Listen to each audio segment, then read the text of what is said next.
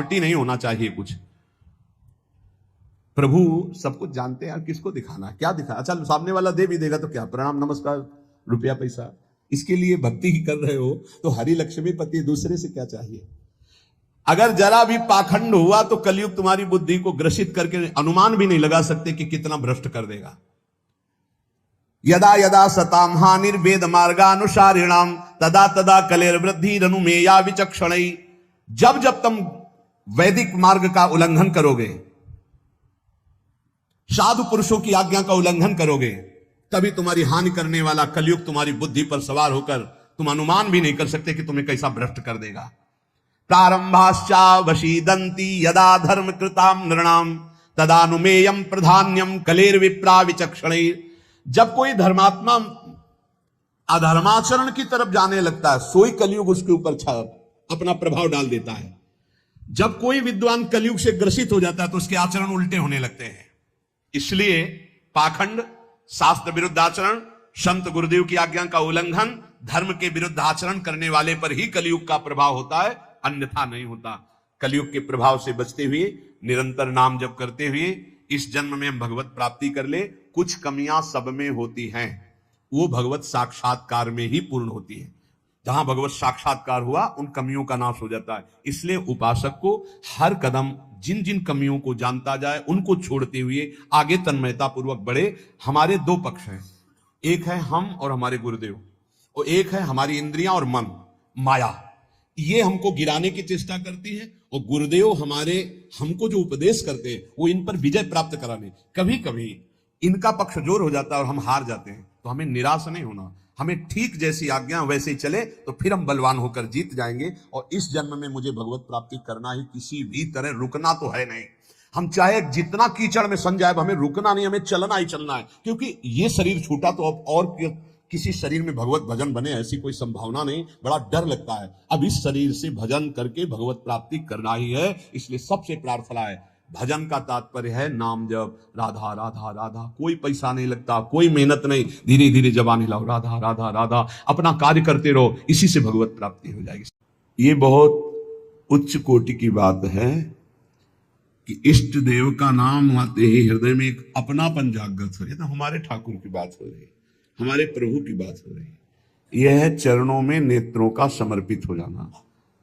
अब हमारे लिए कोई और नहीं, कोई ठौर नहीं। ये परिपक्व अवस्था है। इंद्रियां चंचल है, मन चंचल है, कोई फर्क नहीं पड़ेगा।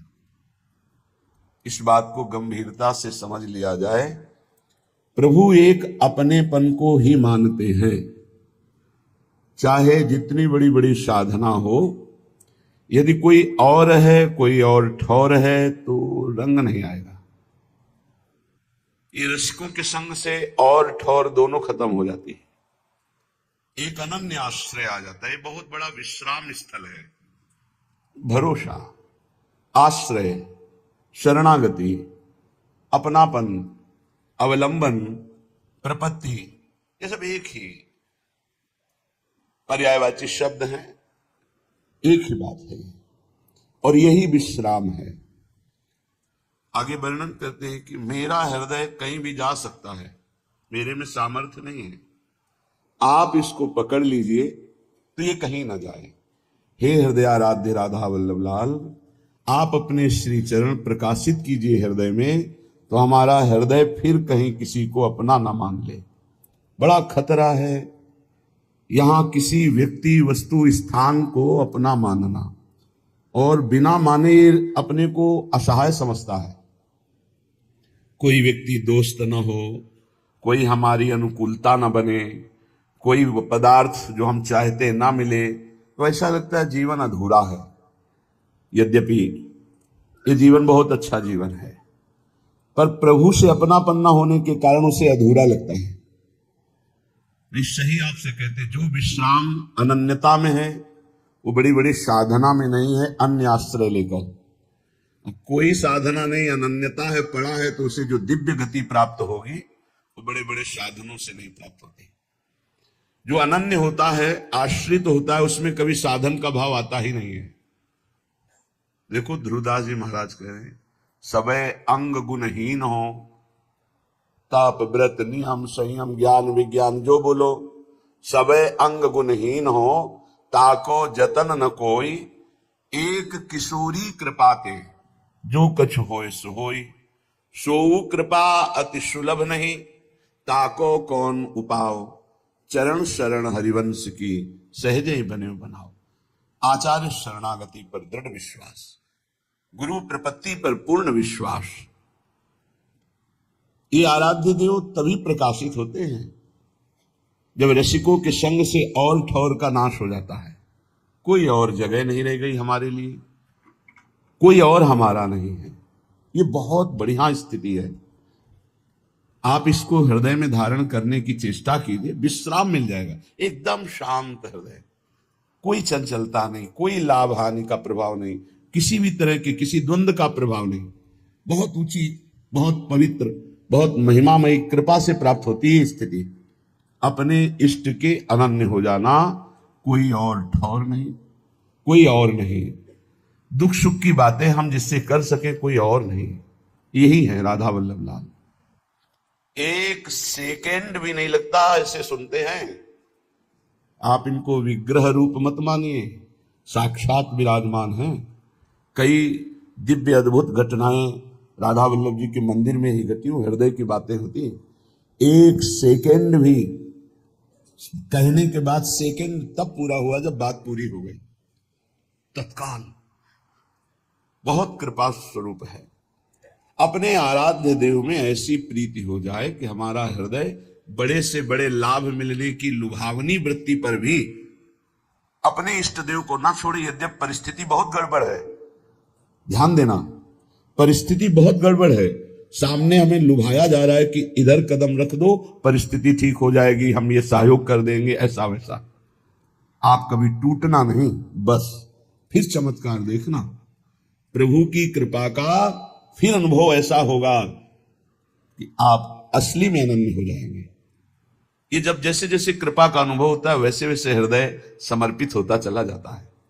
पर माया ऐसी प्रतिकूलता पैदा करती है कि हमको अपने इष्ट देव के विधान में प्रतिकूलता अनुभव में आने लगती है, तो हमारा हृदय फिर बहुत समय लगता है अनन्य होने में।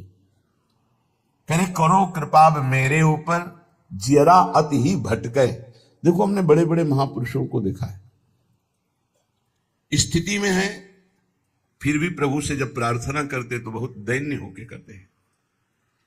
जिन महापुरुष ने लिखा कि मेरा हृदय अंतःकरण भटक रहा है, उनकी ऐसी स्थिति है कि हर दिव्य लीला का दर्शन हो रहा है, हर ऋतु, कलवाणी जी का अवगाहन हुआ, हर ऋतु, हर केली, हर विलास का दर्शन हो रहा है, फिर भला इनका मन कैसे भटक सकता है?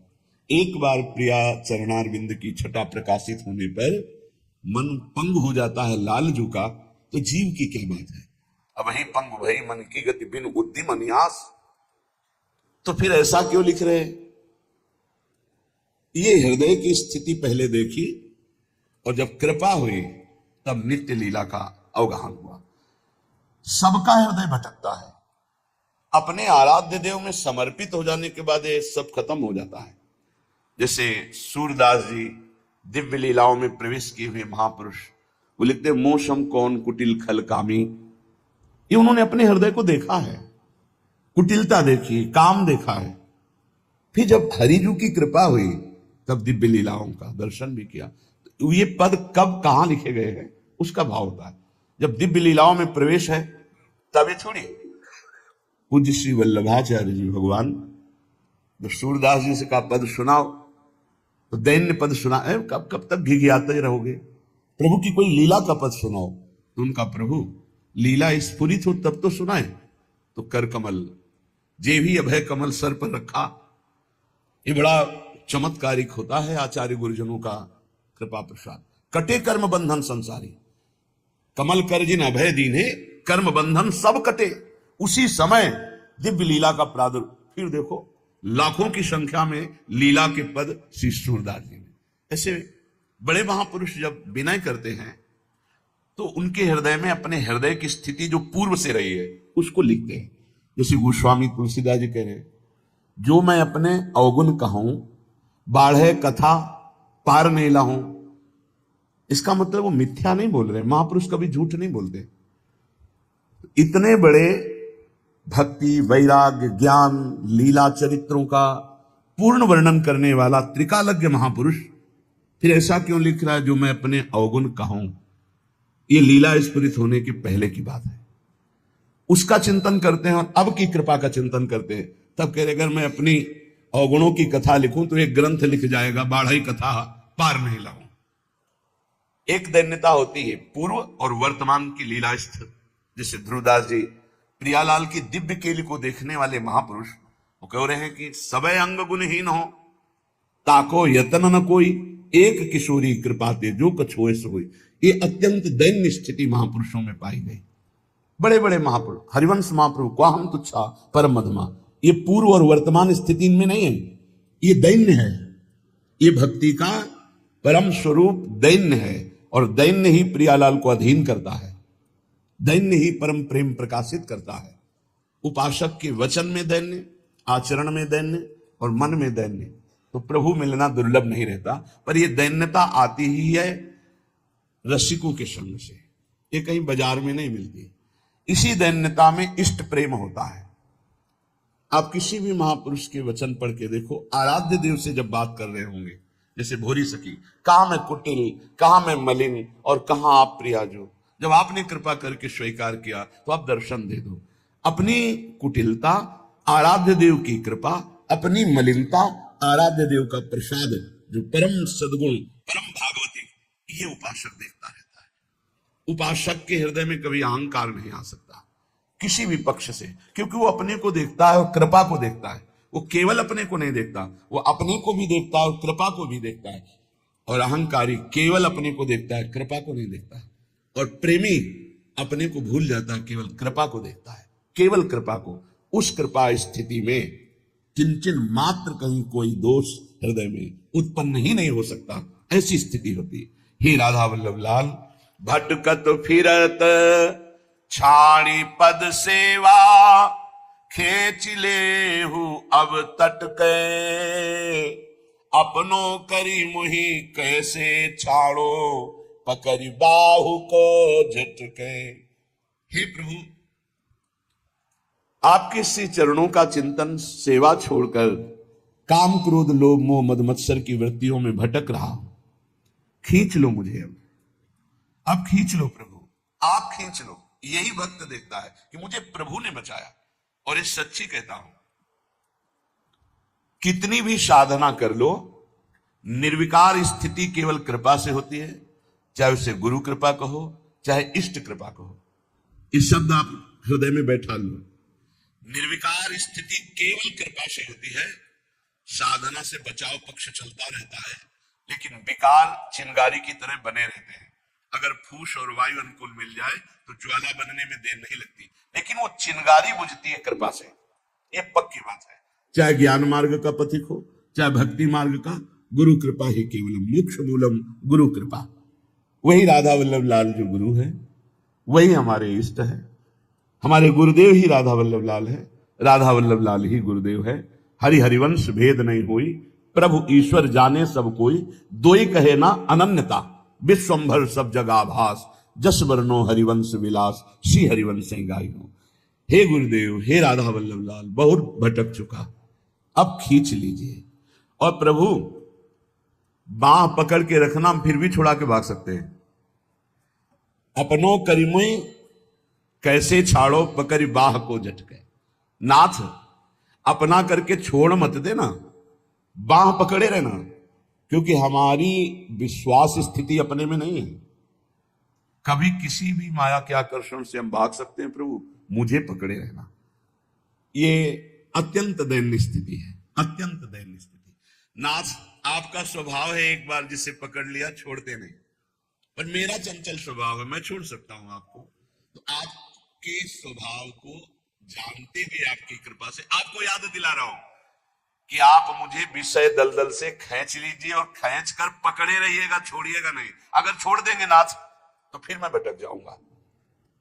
तुम ढिग पतित अनेकनी आए, मेरी बार क्यों सटके, जोरू धारोगे प्रभु मुंह को सुयस बढ़ोगे झटके। प्रभु वैसे जब हम चरित्र पढ़ते हैं तो देखते हैं कि बहुत से पतितों को आपने महान परमहंस बना दिया, महात्मा बना दिया, भगवत प्राप्त महात्मा बना दिया। नाथ, यदि हमारा भी उद्धार कर दोगे तो आपका सुयस बहुत झटके में बढ़ जाएगा कि ऐसे नीच को भी परमहंस बना दिया, ऐसे नीच को भी महात्मा बना दिया। प्रभु श्री गोवर्धन लाल जी गोस्वामी कह रहे हैं, वैसे हमारा तो बचपन भी आपके साथ ही खेलने में गया, क्योंकि पूज्य गोस्वामी वंश में जन्म हुआ तो बचपन से राधा वल्लभ लाल बालक पंसो प्रीति करी ताही और निबाहो डट के। हमारी आपकी बचपन की दोस्ती है। बचपन की दोस्ती बड़ी निर्मल दोस्ती होती है, जैसे भगवान श्री कृष्ण और सुदामा जी की थी। पवित्र होती है, निर्विकार होती, क्योंकि बच्चे निर्विकार होते हैं। आज के बच्चे मोबाइल और कुसंग के प्रभाव से विकारी हो गए, नहीं तो 15-16 तक तो संभावना ही नहीं थी कि कोई काम वेदना या कोई काम क्रीड़ा आदि का भाव। बड़ा निर्मल स्वभाव देखा है गांव में, बड़ा निर्मल स्वभाव देखा है। प्रभु हमारी आपकी बचपन से दोस्ती है, असुविधा ही भगवान की तरफ बढ़ाती है। तो मित्र सुविधा में बनते हैं, असुविधा युक्त जीवन में कोई मित्र नहीं बनता। कोई नहीं मित्र बना, कोई आके एक भी नहीं कह सकता मेरा ये मित्र है, तो शत्रु की तो कोई बात ही नहीं। बचपन से इन्हीं से प्रीति की है, रूप अलग रहा है भगवान श्याम सदा से। कर्पूर गौरम, तो वही नेत्र गोरापन में इधर आ गए तो फिर इधर तो गोरा ही गोरा सब है। सांवरा भी गोरा बन जाता है, ऐसा गोरा रंग है यहां का। पर पहले प्रारंभिक जीवन चंद्रावतंशम, बड़ा सुंदर रूप है भगवान शिव का, बड़ा सुंदर रूप। आप समझो कि जैसे हमारी स्वामिनी जो सुंदरता की सीमा है, तो आपको सच्ची कहते हैं, एक रूप भगवान शंकर का ऐसा जो महान सौंदर्यमय है। प्रभु प्रभु ही है ना, वही तो सब रूपों में है। हृदय से जब प्रभु को समर्पित हो जाया जाता है तब प्रश्न नहीं किया जाता। तो बचपन से जैसे लाया गया प्रश्न नहीं हुआ। ये जरूर रहा है कि आप पकड़े रहना, कोई है नहीं, आप पकड़े रहना। श्री गोवर्धन लाल जी कह रहे, मेरा तो सौभाग्य बचपन से आपके साथ खेलने का रहा। अब आप निर्वाह करो डट के, आप निर्वाह करो डट के। और वो करते हैं, पक्का करते हैं। जीव नहीं समझ पाता वो कितना प्रेम करते हैं। कुछ अंदाज लगती है अपने हृदय से, जब दूसरों पर भाव होता है तब लगता है ये तो मुझ अधम के हृदय का भाव है। मेरे गुरुदेव कितना प्यार करते होंगे और मेरे इष्ट देव कितना प्यार करते, क्योंकि तो प्रेम के समुद्र हैं। तो क्या चाहते हो आप? अब चाहत देखिए, क्या चाहते हो? तो बोले टहल करो जो हो ही रावरी, मोह मन अनत न मटके, दीन जान प्रभु करुणा कीजे, बिनय सुनो झटपट के, जैसे हित गोवर्धन को यह दीजे, प्रेम सुधा रस गट के, श्री राधा वल्लभ लाल चरण में नैन हमारे अटके। हे राधा वल्लभ लाल, मुझे आपकी केवल सेवकाई चाहिए। ये बड़ा प्रवीणता की मांग है। अगर प्रभु की सेवकाई मिल गई तो प्रभु अधीन हो जाते हैं। जप तप नियम संयम उपवास नाना प्रकार के इनका फल देते हैं प्रभु। कर गए तौले, कल के विषय में था।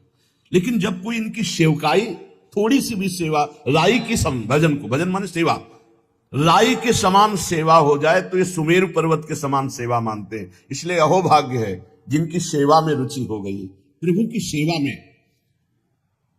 ये प्रगट में प्रियालाल की जो सेवा है, यही तुम्हारे को निकुंज में अनुभव कराने लगेगी कि मैं विराजमान हूं। नित्य बिहारी नव किशोर दो, जीठा राजे, तड़ित नील मणि प्रभा, कोटि मनमथ लखिलाजय। यही विराजमान है। यही अलग अलग दर्शन है। चश्मा बदलो तो अलग अलग, जैसे नहीं रूप दिखाई देने लगे, बड़ा छोटा ऐसा भयावह ऐसा, बहुत सुंदर है। और जब अपना भाव नेत्र प्रकट होता है तब दिखाई देता करोड़ों बिजलियों की कांति प्रियाजू की, और लालजू अनंत शोभा युक्त लावण्य युक्त। ये जो भाव से साधक बस इतना समझ ले कि जिस समय सेवा में उस समय ये भाव कर ले कि मैं श्री जी की सखी हूं। जब कोई सेवा सौंज उठाओ तो पहले अपने को सोचो, मैं श्री जी। ये पुरुष शरीर एक वर्दी है, पोशाक है, ना कोई स्त्री है ना पुरुष है, सब सच्चिदानंद प्रभु का अंश है। उसको भाव में लाया जाता है, दास्य भाव, सख्य भाव, वात्सल्य भाव। तो जैसे हम प्रातः काल उठते हैं तो हम अपने को पुरुष देखते हैं या सखी देखते हैं? अनुभव करो। जब आप उठते हैं तो आपका चिंतन कहां होता है? अगर प्रियालाल के सीधे चरणों में है और अपना चिंतन है कि मैं प्रियालाल के समीप उनकी सहचरी हूं, तो आप सिद्धावस्था की तरफ पहुंच रहे हैं। कोई भी सेवा करने के पहले आपको अपने स्वरूप का भाव आना चाहिए। अगर वनिता पुरुष भाव युक्त सेवा हो रही तो अभी रंग नहीं आई, और जब वनिता पुरुष भाव मिट जाए, सेवय ललितादिक के भाई, ठसक में श्री जी की सहचरी हूं। ये बाह्य तन भी जगत पावन करने वाला बन जाता है जब अंदर का भाव परिवर्तन होता है। पटभूषण रुचिदायक प्रियालाल के प्रसादी धारण किए जाते हैं। ये भजन जितना एकत्रित करोगे सब दिव्यता आने लगेगी भाई। प्यारे जू के प्रसादी वस्त्र मिलते हैं भाव में, और वो धारण किए हुए अपने सहचरी वपु से हित दिए अति रूपा सहचरी सेवतनी के, प्रीत रीति अनुसार बढ़े जो आनंद पी के। प्रियालाल के हृदय में जैसे आनंद बढ़े ऐसे भाव से उपासक सेवा करता है। अब देखो, कोई भूषण बसन ललित श्रृंगार करावे, बहुत अपने उपासना की बात है। प्रियाजू के वस्त्रों को बहुत भाव से, मेरी प्यारी जू का ये अमुक वस्त्र है, अमुक वस्त्र से बहुत सम्मान पूर्वक धारण कराना है या विराजमान करना है, ऐसे नहीं। वस्त्र को भी स्पर्श करो तो बहुत सुकोमलता पूर्वक, कोई जल्दीबाजी नहीं, बहुत सम्मान से, क्योंकि वो वस्त्र भी दिव्य सहचरी है। जिस समय हम धारण करा रहे हैं वो वस्त्र उस समय सहचरी है, भाव पूर्वक। तो जानते हो आपके ऊपर अष्ट सहचरियों की तत्काल कृपा होगी, वो एक एक चेष्टा आपकी देख रहे। प्रीति रीति अनुसार प्यारी जी को अमुक जगह वस्त्र, अमुक अंग में चिंतन करते हुए फिर धारण करवाना। कोई श्रृंगार आभूषणों का, प्यारी जी की नथ है, प्यारी जी की बहुत संभाल रहे हैं, भाव कर रहे हैं, प्यारी जी धारण करेंगे, जल्दीबाजी नहीं। आभूषणों को जब धारण कराए तो बहुत ऐसे कि जरा भी किसी अंग को कष्ट ना होने पाए। मान लो आपको कर्ण कुंडल धारण कराने, नासा बेसर धारण करा, बहुत सुकोमल अंग है, आप श्री विग्रह को ऐसे ही धारण करावे कि अति सुकुमारी लाडली, कहीं हमारी सेवा में त्रुटि ना हो जाए, कहीं कुछ चुभ ना जाए, कहीं लगन, जैसे आप भाव करोगे बिल्कुल वैसे ही अनुभव में आएंगे। कोई दर्पण, पूज्य सदगुरुदेव भगवान को देखा ऐसे दर्पण दिखाते हैं, फिर दर्पण में देखते हैं प्रतिबिंब, बहुत देर बार बार ऐसे, फिर दर्पण में, बाद में दर्पण को ऐसे हृदय से, मानो प्रियालाल दर्पण में, दर्पण से हृदय में। ये दर्पण सेवा, आभूषण सेवा, पोशाक सेवा। कोई तांबूल देत, कोई चंवर ढुरावे, पान की बीड़ी लगा। ये भगवत प्राप्ति की तुम बात करते हो। भगवत प्राप्ति तो स्तनों में जहर लगा के गई पिलाने, उसको दे दी हमारे प्रभु ने। आप उनकी सेवा करते हैं, भगवत प्राप्ति कराने वाले हो गए आप। आपकी भगवत प्राप्ति, पान की बीड़ी लगाए, ओ मेरी प्रिया जो पाए, अमुक अमुक, इलायची डाली, लौंग डाली, सौंफ डाली, भाव में डूबे, मेरे प्रिया प्रीतम पान। और जब आप अर्पित करते हैं भोग के बाद, को चंवर ढुरावे, जिस समय चंवर तुम्हारे कंधे पर विराजमान, उस समय तुम्हारे अंदर ठसक होनी चाहिए, मैं प्रियाजू की सहचरी। ये सब कोई कर सकते हो। अपने घर में जो सेवा विराजमान है वही विराजमान है। घर के और मंदिर में भेद ना रखें, भेद रखोगे तो भेद बना ही रहेगा। जो घर में है वही मंदिर में है, जो मंदिर में है वही घर में है, बिल्कुल अंतर आए नहीं। कभी अवसर आए तो मंदिर के भी ठाकुर के दर्शन किए, नहीं तो घर में जो विराजमान है। हितजू महाराज ने सुधा निधि में कहा, कब होगा मैं अपने घर में राधा वल्लभ लाल जी की ऐसी सेवा कर पाऊंगा। तांबूल अर्पण, कोई चवन डुला रहा है, को मुकुट रचि धरे, धन्य है इन सखियों के कर कमलों को जो कलियों से पुष्पों से श्री लाडली लाल के मुकुट चंद्रिका तैयार करते हैं। जब देखते हैं ना, हो गया काम। आप क्या समझते हैं हमारे प्रभु स्वार्थी है? तुम्हारा भाव परिवर्तन होना है केवल। बहुत कृपालु, सब पर कृपा कर रहे। सच्ची मानिए वो किसी स्वार्थी नहीं है कि तुम उनका कुछ खवा पिया के से, वो है तो की कृपालु है, कृपा ही कृपा करते हैं। फिर सबको भगवत प्राप्ति क्यों नहीं हो जाती जो कृपा करते? चाहते नहीं हो भैया, भगवान के प्रतिकूल आचरण कर रहे हो, पापाचरण कर रहे हो, धर्म विरुद्ध आचरण कर रहे हो, फिर भी यदि चाह लो तो तुम महापुरुष बन जाओ। वो तो कह रहे हैं अपिचेत्सु दुराचारो भजते मामन। तुम्हारा भाव तो बदले।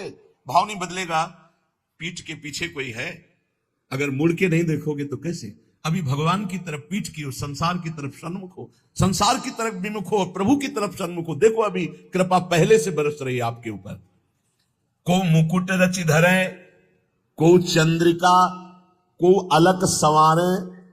दूर से देखा प्रभु के केश थोड़ा उलझे, सुलझा करके एक एक चेष्टा वो देख रहे हैं आपकी। कोई मुकुट बनाकर, कोई चंद्रिका बनाकर। अहो भाग्य है, 12-12 बजे रात तक बच्चे ये श्री जी के श्रृंगार ये सब यहाँ अपनी अपनी कुटिया में भी लगे रहते हैं। श्री जी की चंद्रिका बनाना, श्री जी की जब हमको ये सब सूचना मिलती कि ऐसे ऐसे सेवा, तो हृदय प्रणाम करता है। अभी नवीन अवस्था है जहां उन्मत्त होकर उद्दंडता करने का मन करता है, वहां रात के 12 बजे तक ये श्री जी की चंद्रिका, ये हित सजनी जी की चंद्रिका, ये अमुक अंग का आभूषण है। जीवन सार्थक हो गया। शोधो सरस लगाई जाई बलि गुण उच्चारे। कोई सुंदर इत्र, ऋतु के अनुसार इत्र लगाया, और पहले इत्र अपने लगाया जाता है। हमारे यहाँ की उपासना बहुत मृदु है। जैसे इत्र शीशी से लाए तो पहले हम यहां लगाएंगे, सूंघेंगे, सुगंध ठीक है, इसके बाद यहां लगाएंगे। अगर जलन हुई तो वो इत्र हम श्री जी को नहीं लगाएंगे, क्योंकि ये कोमल जगह है। अगर यहां जलन हुई तो हम अत्यंत सुकुमारी लाडली जी के अंग में कैसे लगा सकते हैं? वो हटा देंगे। केमिकल पड़ा होगा तो सुगंध सही होगी, पर वो जलन करेगा। ऐसे इत्र को हम श्री जी के श्री अंग में नहीं लगाते, बाहर छिड़कने के काम में लेते हैं। और कोई कोई जब श्रृंगार हो गया तो ऐसे बलिहारी जाते। कौन है वो बलिहारी जान? हित चिंतक निज चेरिनु उर आनंदन समान, निरख निपट नयनन सुख तृण तोरत बलि जात। जिनके सब कुछ श्यामा श्याम है, देखा श्रृंगारी तो बलिहारी जा रहे, अंगुलियां चुटका रहे, नजर न लग जाए हमारे लाडले। इसी पे तो प्रभु बिक गए।